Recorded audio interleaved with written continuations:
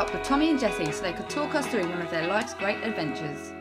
Me and Jessie thought it would be a good idea to get away, and we thought, what's the cheapest way of doing it?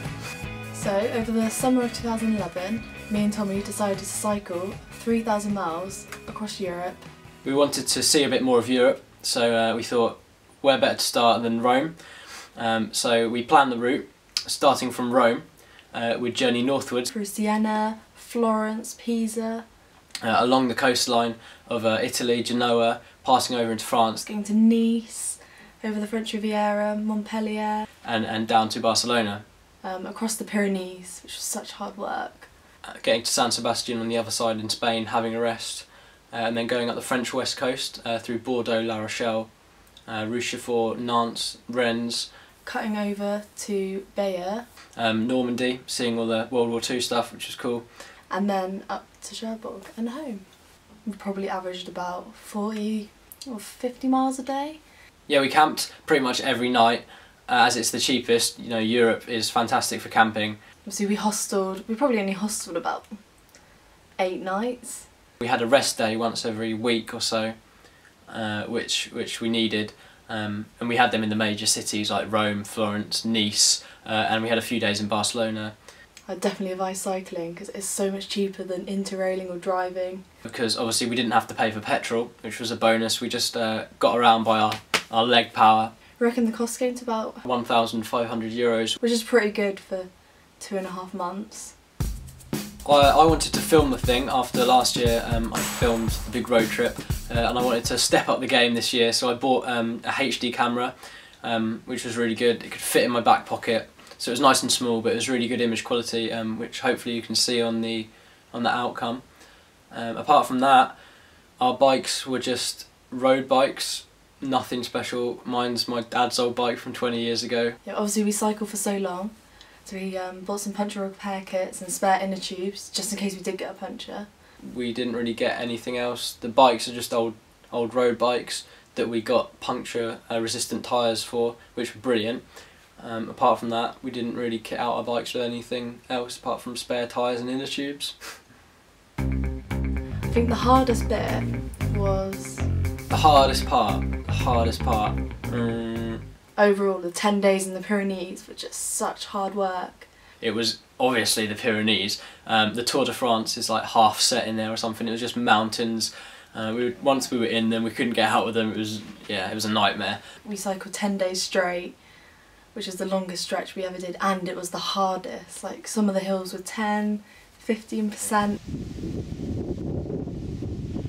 Another tough day in the Pyrenees. Hard work and painful. Yeah, it was pretty epic. We've literally cycled above the clouds. And to know that you've done the same roads that are on the Tour de France is like pretty special. We did it.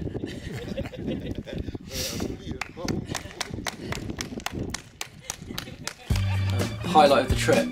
Rome was definitely a big highlight for me because I've always wanted to go to Rome. Like the buildings and like the culture, it's just amazing there. Lots of highlights.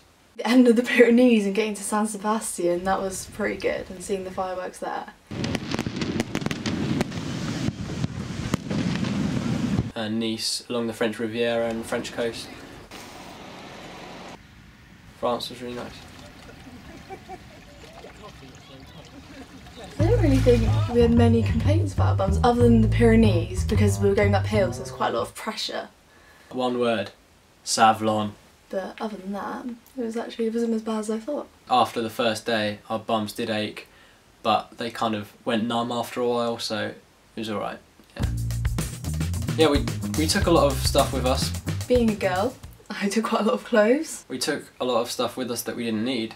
I'm reflecting on it, I'm not sure if I actually wore them all, so maybe I should have bought less clothes. A lot of sun cream as well, a lot of pointless toiletries that no matter how much Lynx shower gel you put on, you are going to stink at the end of the day. I've never travelled with just one other person before, but I would definitely advise it. Travelling with Jess was great. She's just like me, really. We wanted to do the same things, we wanted to go out and experience the same things, so it was brilliant. I think travelling with one other person is probably better than a big group. And I think travelling in a pair was much to our advantage, because we got to do things, you know, there was no indecisiveness. We sort of thought, right, we want to do this, that and that. We got around to do stuff. Well, I would advise anyone to go on a cycling trip. Maybe not as long as we went for. Yeah, definitely do something like this. Maybe for not as long, 2 months. You know, we're lucky, we're students, we get the time off, but if you don't have the time off, you know, you can see just as much on a bike in 2 weeks. So yeah, pack light. Seriously think about what you need to pack. You don't want a heavy bike. And definitely plan your route. But yeah, the main tip would be the best way to see Europe is by a bicycle. It's so cheap and so convenient, so my main tip would be just do something on a bike.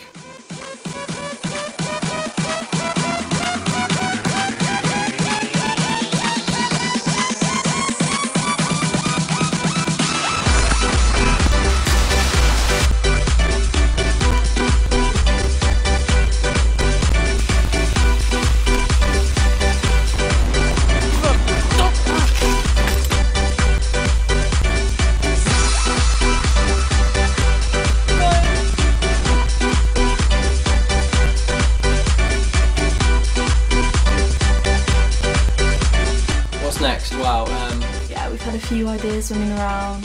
hitchhiking, Maybe interrailing. driving, We don't really know.